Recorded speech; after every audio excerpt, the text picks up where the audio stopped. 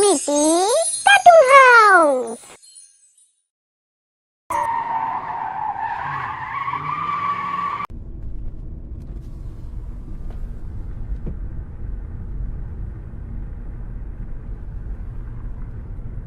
ও ভাই, তুমি কি করে গাড়ি চালাচ্ছ? সামনে যে লরি! ও ভাই, সামনে লরি! দাঁড়াও, ব্রেক কষো! দাঁড়াও! কি হলো, শুনতে পাচ্ছ না? কে তুমি? কে তুমি?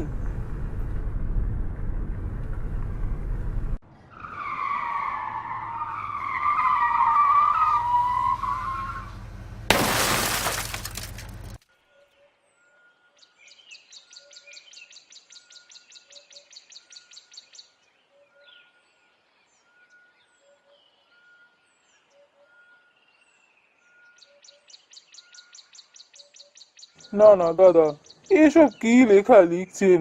এ লেখা কি দেওয়া যায়? কেন ভাই অনন্ত, আমি তো এইভাবেই লিখে আসছি চিরটাকাল। হ্যাঁ, তা তো জানি, কিন্তু এভাবে লিখলে চলবে না। আপনার লেখা গ্রাহকরা পছন্দ করছে না। আপনি একটু অন্য ধাঁচে লিখুন। এভাবে হবে না। অন্য ধাঁচে? অন্য ধাঁচে কি করে লিখবো? আমি তো একজন শিল্পী। শিল্পীর শিল্পত্ব কি এইভাবে বদলে দেওয়া যায়? আরে ধুর মশাই, আপনার শিল্পত্ব নিয়ে আপনি থাকুন। আমাদের লেখা না চললে আমাদের ম্যাগাজিন যে ফ্লপ হয়ে যাবে। তার বেলা না না, আপনি ভালোভাবে লিখুন, লিখে আমাদেরকে জানাবেন, তারপর আমরা এসে দেখবো। এখন চলি, আমার হাতে এত সময় নেই।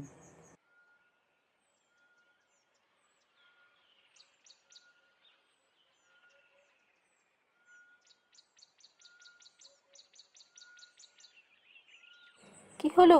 তুমি এরকম মুখ উঁচ করে আছো কেন? আসার থেকেই দেখছি কেমন একটা মুখটা বেজার করে আছো। তেমন কোনো কথাও বলছো না। না, কিছু হয়নি, এমনি। শোনো না, বলছি আজকে বাবা জিজ্ঞাসা করছিল আমার বিয়ের ব্যাপারে। তুমি চলো না বাড়িতে, মা বাবার সাথে কথা বলবে গিয়ে। তোমার বাবা মার কাছে কোন মুখে যাব বলতে পারো? কি বলবো ওনাদের গিয়ে? আমি কি করি? কেন? যেটা সত্যি সেটাই বলবে। তুমি একজন লেখক। হ্যাঁ, এমনই একজন লেখক যার লেখা কেউ ছাপতে চায় না। আচ্ছা, কি হয়েছে একটু খুলে বলবে? কি আর হবে, আজও একজন আমার লেখা ফিরিয়ে দিয়ে চলে গেল। বলল আমার লেখা নাকি ছাপার যোগ্য নয়, আমার লেখা পরিবর্তন করতে হবে। আসলে জানো তো, বাড়ির এমন পরিস্থিতি, আমি যে একটু ভালো করে ভাববো সেই সুযোগও পাচ্ছি না। তাতে কি হয়েছে? কিছু হবে না। তুমি বাবাকে গিয়ে সমস্ত সত্যি ঘটনা বলবে। না না, আমি পারবো না। কি মুখ নিয়ে দাঁড়াবো ওনাদের সামনে গিয়ে? আগে আমি নিজের পায়ে দাঁড়াই, তারপর আমি যাব ওনাদের কাছে। আচ্ছা, তুমি এক কাজ করো। আমার সেই লেখাটা একদিন তোমায় দেখিয়েছিলাম, তুমি বলেছিলে না খুব ভালো হয়েছে। ওই লেখাটা তুমি প্রকাশকদের দিয়ে দেখো না, যদি ওই লেখাটা কেউ পছন্দ করে। তা মন্দ বলনি, তোমার লেখা ছাপলেও তাতেও তো আমার আনন্দ। না না, আমি আমার নামে না, তোমার নামে ছাপাতে বলছি। আহা, বুঝতে পারছো না? বাবার কাছে তোমার যাওয়াটা খুব দরকার। যদি একটা লেখা তোমার নামে ছেপে বেরোয়, আর সেটা যদি সবাই খুব পছন্দ করে, বাবা তাহলে আর আপত্তি করবে না। না না, তা হয় না। ওটা তোমার শিল্প তো, একান্ত নিজস্ব জিনিস। আমি কখনোই সেটা নিজের নামে ছাপাতে পারি না। আহা, তুমি এইভাবে কেন ভাবছো? এই তো কয়েকটা দিনের ব্যাপার। তোমার বাড়ির পরিস্থিতি ঠিক হয়ে গেলে তখন তুমি আবার মন দিয়ে লিখতে পারবে। তখন আর আমার লেখা নিতে হবে না। এই লেখাটা বরং তুমি নিয়ে যেও, আমি পরের দিন নিয়ে আসবো। আচ্ছা, তুমি এত করে যখন বলছো, তাই হবে।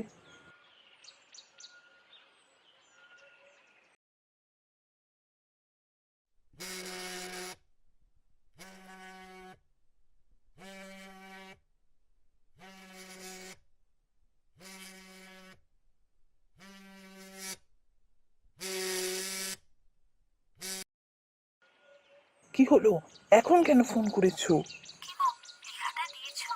কি হলো, তুমি জানালে না তো কিছু?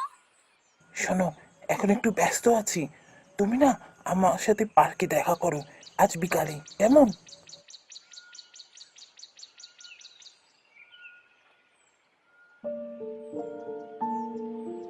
এবার বলো কি হয়েছে, লেখাটা দিয়েছো?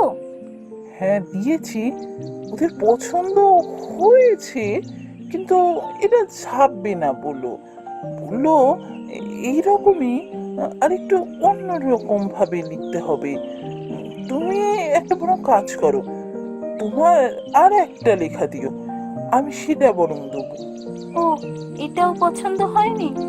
আচ্ছা, আমি পরের দিন আর একটা লেখা নিয়ে আসবো। তুমি এক কাজ করো, তোমার না লেখার খাতাটাই পুরো নিয়ে এসো, আমি সে খাতাটা ভালোভাবে পড়বো, পড়ে যেটা সব থেকে ভালো লেখা হবে সেইটা দেবো, তাহলে আর ওরা না করতে পারবে না। অবশ্য যদি তোমার সেটা দিতে মন চায়, মানে এই সমস্ত জিনিস তো আবার সবাইকে দিতে নেই না। তা ঠিক কথা, সবাইকে দিতে নেই, কিন্তু সবার মধ্যে আর তোমার মধ্যে তো পার্থক্য আছে। আমি পরের দিন এই খাতাটা নিয়ে আসবো, তুমি ওখান থেকে সব থেকে ভালো লেখাটা দিও।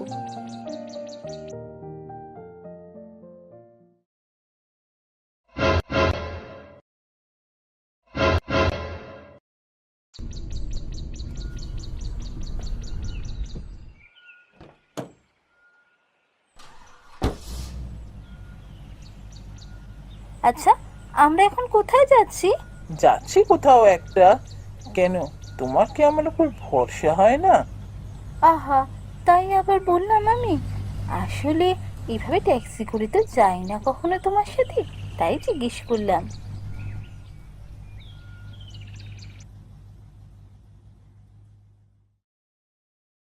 ও মা, কি সুন্দর জায়গা! কি ব্যাপার বলো তো, হঠাৎ এরকম একটা সুন্দর জায়গায় নিয়ে এলে? আজকে যে স্পেশাল দিন, স্পেশাল দিন স্পেশাল জায়গায় সেলিব্রেট করতে হয়। তোমার পাহাড় পছন্দ, তাই তোমাকে এখানে ঘুরতে নিয়ে এলাম। কেমন লাগলো সারপ্রাইজ? Happy birthday Antara. তোমার মনে আছে তাহলে? আমি ভাবলাম এত কাজের চাপে বোধহয় সব ভুলে গেছো। জায়গাটা কেমন লাগলো বললে না তো? অপূর্ব, আমার ভীষণ ভালো লেগেছে। আচ্ছা, এইটা কোন জায়গা? জায়গার নাম পরে জানবে। দেখো, ওই দূরে পাহাড়টা দেখো, সূর্যের আলো পড়ে কি অপূর্ব লাগছে। কই, কোনটা বলছো গো? বুঝতে পারছি না তো। ওই ওই দূরেরটা দেখো, দেখো দেখো। আ বোকা মেয়ে একটা, আমাকে বিশ্বাস করে লেখার পুরো খাতাটাই আমায় দিয়ে দিল। আমি ছলে বলে কৌশলে পুরো খাতাটা আদায় করেছি। এবার খাতার একটা একটা লেখা আমার নামে বেরোবে, আর আমার শ্রেষ্ঠ লেখকের খেতাব থেকে কেউ আটকাতে পারবে না। হা হা হা হা হা হা।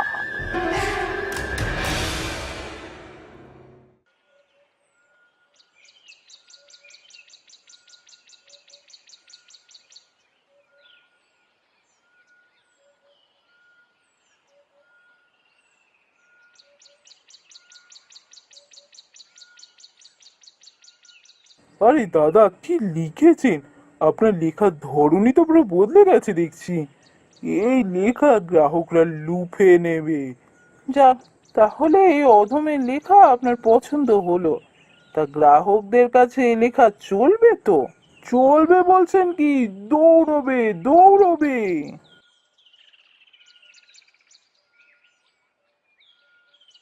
আরে অনন্তদা, আপনি কখন এলেন? আমি ছাদে ছিলাম, জানতেই পারিনি। চা খাবেন তো? বসুন, আমি চা নিয়ে আসি একটু।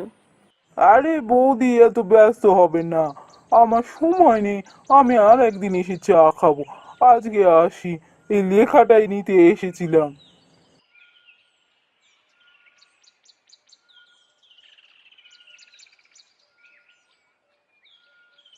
কি ব্যাপার হলো বলো তো? এই তো কিছুদিন আগে অন্তদা চেঁচামেচি করে চলে গেলেন, বলেন তোমার লেখা নাকি তার পছন্দ হয়নি। গত 3 বছর ধরে তো একই দেখছি। যেদিন থেকে তোমার সাথে বিয়ে হয়ে এই বাড়িতে এসেছি সেদিন থেকে আমি একই ঘটনা দেখে আসছি। তোমার লেখা কারোর পছন্দ হয় না। আজ হঠাৎ কি এমন ম্যাজিক করলে গো যে অনন্তদা এমন লেখা নিয়ে লাফাতে লাফাতে চলে গেলেন? মানে তুমি কি বলতে চাইছো? আমি ভালো লিখতে পারি না? আমাকে তুমি এইভাবে ইনসাল্ট করছো? নিজের স্বামীকে ইনসাল্ট করছো? না না, তা কেন? আসলে 3 বছর হলো আমাদের বিয়ে হয়েছে। তারপর থেকে না তুমি কোনো চাকরি বাকরি করলে, না ভালো লিখতে পেরেছো। তাই বললাম আর কি। আসলে তোমার দোষ না, ওদের দোষ।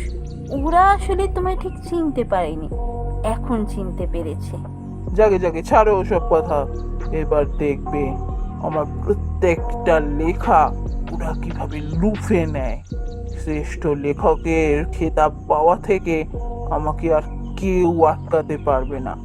খুব শিগগিরই আমি হব এ বাংলার শ্রেষ্ঠ লেখক।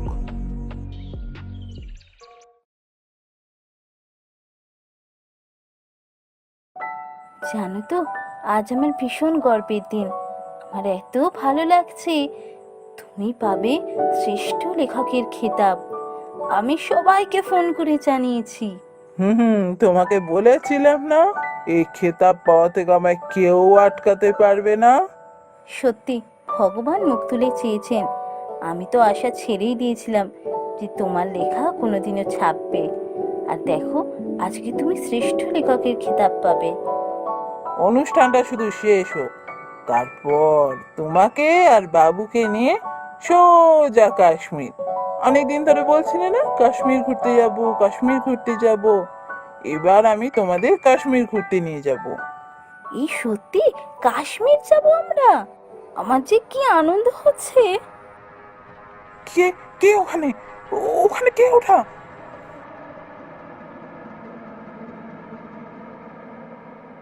কোথায়? কেউ নেই তো। কি হয়েছে তোমার? ও হ্যাঁ, তাই তো, কেউ নেই তো। শোনো, এই কদিন তোমার উপর দিয়ে অনেক চাপ গেছে। তুমি এক কাজ করো, আমি খাবার দিচ্ছি, তাড়াতাড়ি খেয়ে শুয়ে পড়ো। মাথাটারও তো একটু রেস্ট দরকার।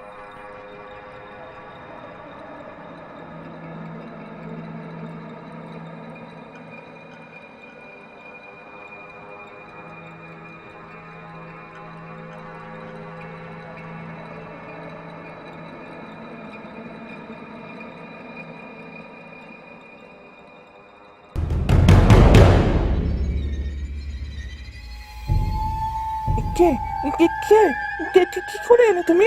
কি করে?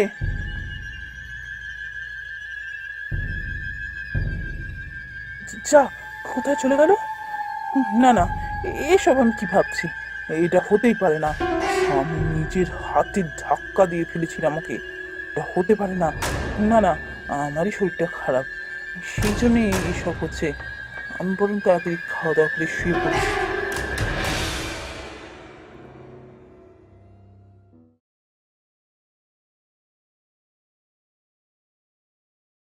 কি হলো?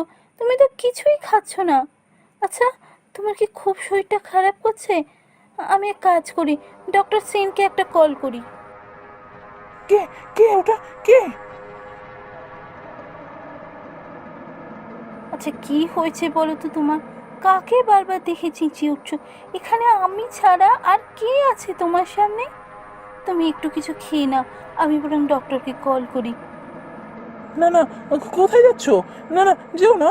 এখানেই দাঁড়াও, এখানেই দাঁড়াও, কোথাও যেও না, এখানেই দাঁড়াও।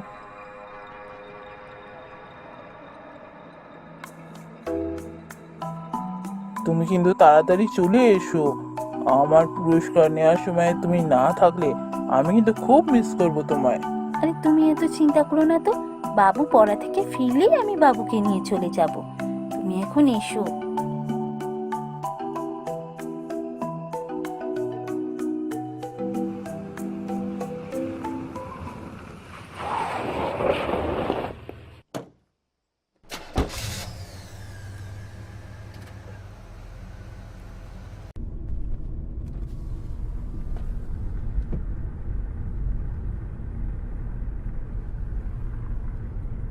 কোন রাস্তা দিয়ে যাচ্ছ ভাই? কিছুই তো চিনতে পারছি না, চারদিক ফাঁকা, লোকজন নেই। এটা শর্টকাট, আপনি চিনবেন না। ও তাই বলো। আচ্ছা ভাই, তোমার কি শরীর টরীর খারাপ নাকি? এরকম মাথা দিয়ে একটা চাদর জড়িয়ে বসে আছো, গলাটাও কেমন ধরা ধরা তোমার।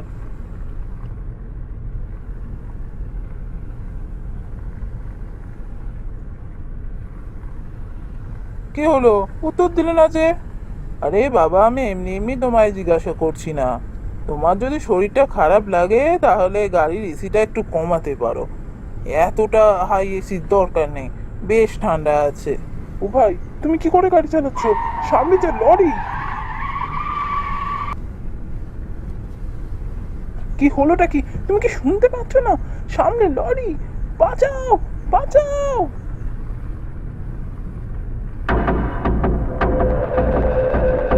অন্তরা, অন্তরা, তুমি তুমি কি করে সম্ভব? এ হতে পারে না। কে ভাবছো যাকে পাহাড় থেকে ধাক্কা মেরে ফেলে দিলে সে কি করে ফিরে এলো? কি ভেবেছিলে পার পেয়ে যাবে? বিবাহিত হয়ে মায়ের সাথে ছলনা করে আমার লেখা চুরি করে তুমি শ্রেষ্ঠ লেখক হবে? তা কখনো সম্ভব নয়, তা আমি হতে দেব না। তুমি শাস্তি পাবে, তুমি শাস্তি পাবে। অন্তরা, আমাকে মেরে ফেলো না, আমাকে বাঁচতে দাও। আমি খুব বড় ভুল করে ফেলেছি, আমি সবার কাছে সব স্বীকার করে নেব। আমাকে ভাবে মেরো না, আমাকে ছেড়ে দাও। অন্তরা, ক্ষমা করো আমাকে, ক্ষমা করো। বাঁচাও, বাঁচাও!